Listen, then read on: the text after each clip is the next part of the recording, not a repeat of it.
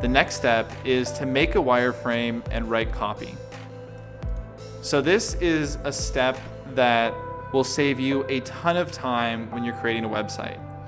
A lot of times people love to just jump into the builder and start creating their website as soon as possible. But the truth is, the more work you do up front in preparation, the easier your life is going to be when you actually go to open up your website builder and to start building it. And one of the best ways to do this is making a wireframe. And all a wireframe is it's a simple sketch that outlines what your website is going to look like before you build it. And you can do this on your computer with apps such as Sketch, or go old-fashioned and just write on a pen and a paper. What I usually do is I always start on a pen and a paper in my journal and just write out what I want the website to look like. And that becomes my wireframe.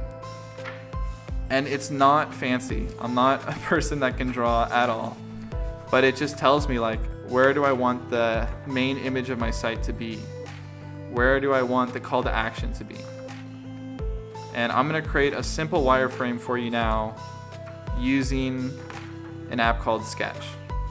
So the first website that I'm gonna be creating a wireframe for is my homepage.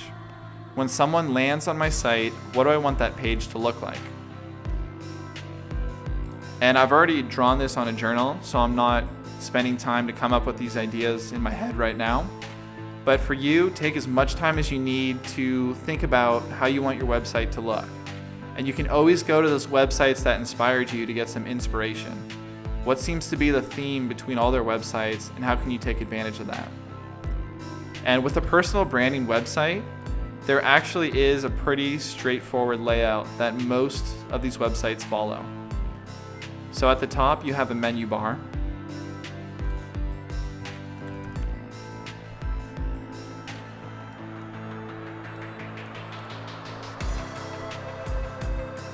There you go. And then next up, we want to have a hero header. And I'm just gonna change the color here so it stands out.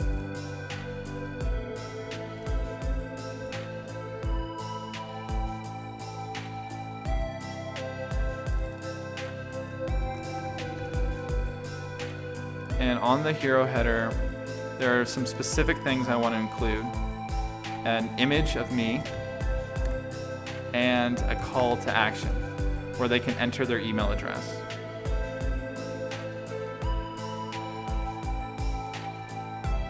Next up, I want to add a social proof bar. And this is just an area that says, hey, I'm legit. I've either been on these publications or I have this number of students, and it makes people trust you more on the internet. But a lot of people worry because they say, oh, I don't have an audience already, I'm just starting my website. If that's the case, then you don't need a social proof bar, but it just helps if you're able to create it. So if you already have a following, or if you're already considered an expert in your field for whatever reason, definitely include some kind of social proof bar. And the higher up on the page, the better.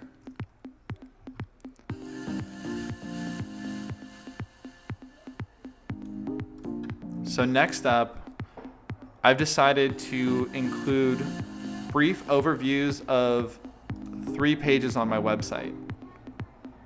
So let me show you what this idea looks like.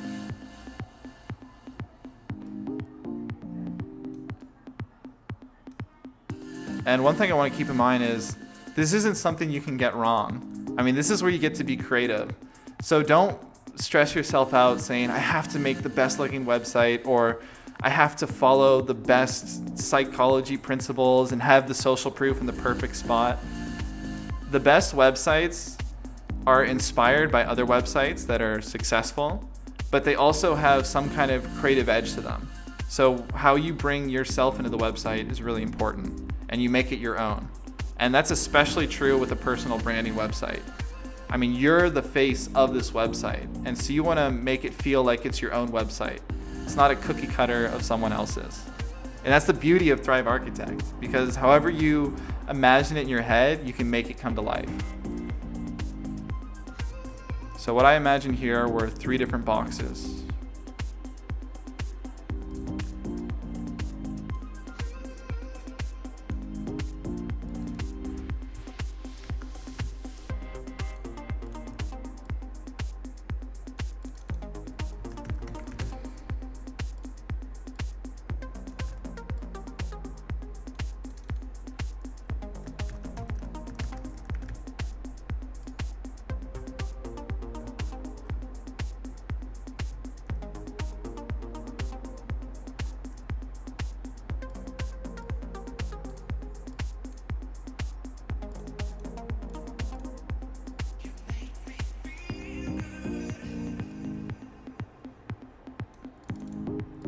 and there's nothing special about these colors. I just wanted to differentiate them. So next up is the About Me section. And then finally, I wanted to include a footer.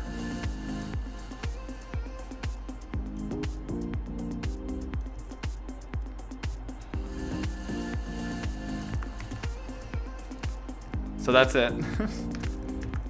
That's the wireframe for my homepage. And like I said before, you don't even have to do anything on the computer. You can just have this drawn out in your journal. And then the next step I have here is to write your website copy.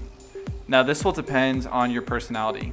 Are you someone that likes to write all the copy on your website ahead of time, which is the text that's going to go on it? Or are you someone that you prefer to build the website and then create the copy once you've built it? And for this, there's honestly no right way to do it. It's up to you if you want to write your website copy first or second. So for my case, I wanted to write the headline, which is how to use my favorite tools and systems to 10x your online business. But the rest of the copy I'm going to create at another time.